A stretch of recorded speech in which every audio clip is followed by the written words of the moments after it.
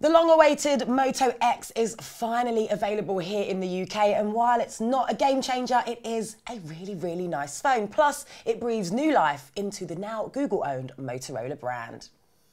On the design front, the Moto X is a small, sturdy and lightweight device with a curved Kevlar back and Gorilla Glass screen that runs almost edge to edge, making it ideal for all hand sizes to hold comfortably without it becoming unwieldy.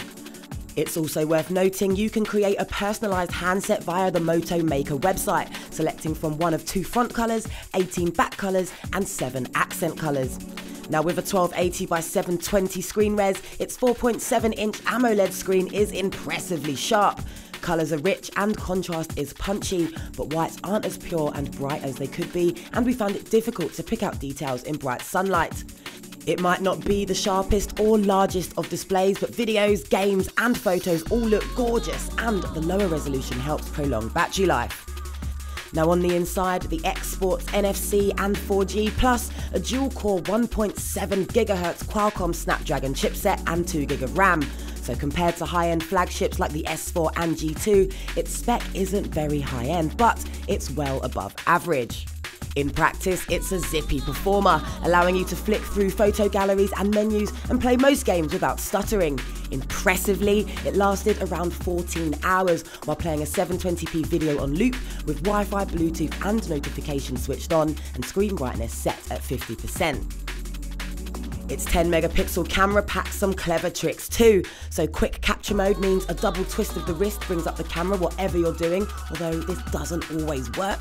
Touching anywhere on the screen takes a photo, while holding your finger down will take continuous shots and swiping zooms in and out.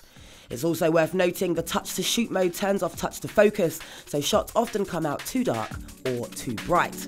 Now actual camera performance is decent but fairly unremarkable.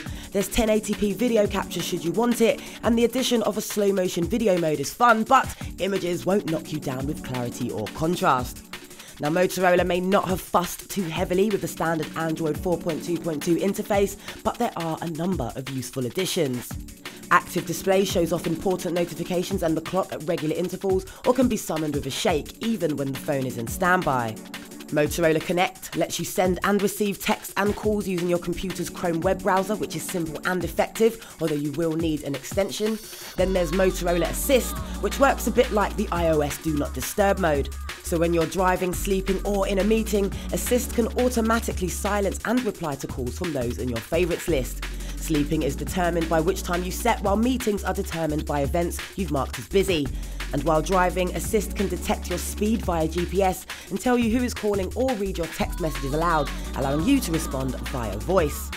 Motorola Migrate is handy, wirelessly moving photos, videos, SIM contacts, call and text history from an iOS device or any mobile running Android 2.2 and above. But the headlining Moto X feature has got to be touchless control, which basically gives you Google Now powered touch-free voice control. Just say OK Google Now, followed by a question like a request to call friends, open an app or navigate to a location, and the phone will spring to life.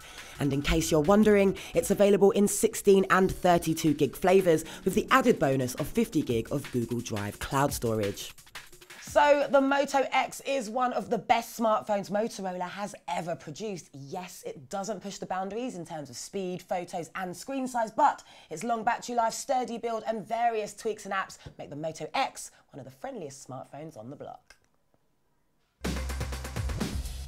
Here at Stuff, we care about you guys just as much as all the newfangled tech that winds up on our desks. So we'd love to hear what you think. You can find us on Facebook, Twitter and Google+.